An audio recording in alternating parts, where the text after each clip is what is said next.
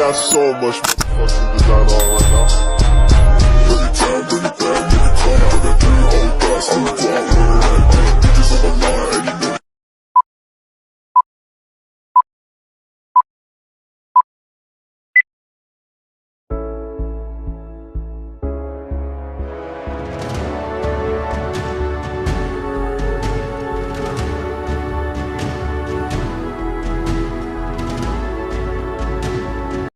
Assalamualaikum warahmatullahi wabarakatuh.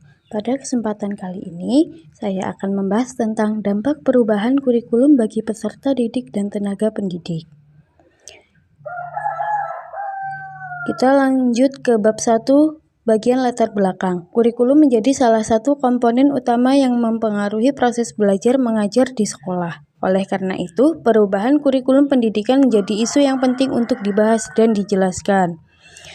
Kemudian, rumusan masalah yang dapat ditarik dari latar belakang yang dipaparkan adalah 1. Apa pengertian kurikulum? 2. Mengapa kurikulum mengalami perubahan? 3. Bagaimana perubahan kurikulum pada pembelajaran siswa? Dan yang keempat, apa dampak perubahan kurikulum bagi pendidik?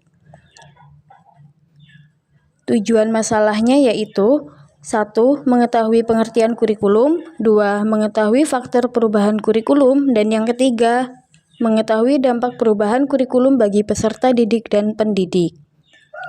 Kita lanjut ke bab 2, bagian pembahasan, pengertian kurikulum.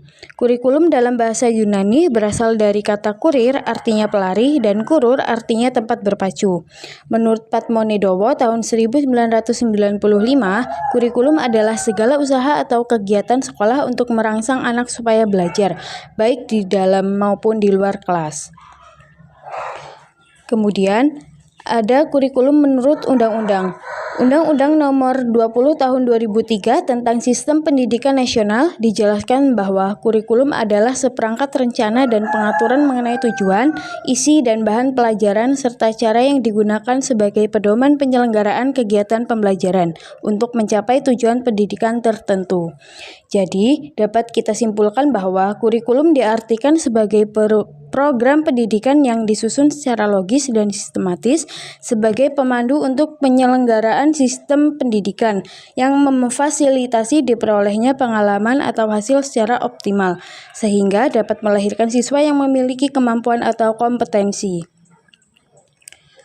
Kemudian ada faktor perubahan kurikulum. Yang pertama, bebasnya suatu wilayah dari kaum kolonialis.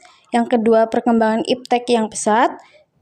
Yang ketiga adalah pertumbuhan masyarakat yang pesat.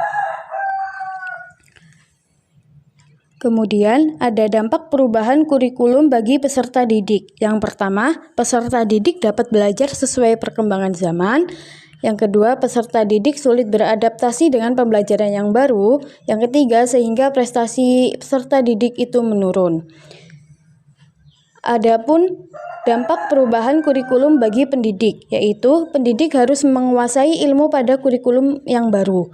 Yang kedua, mengajarkan berbagai kemampuan pada siswa.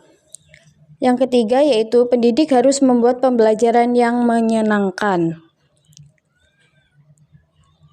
Bab 3, yaitu ada kesimpulan, perubahan kurikulum sangat diperlukan seiring perkembangan zaman.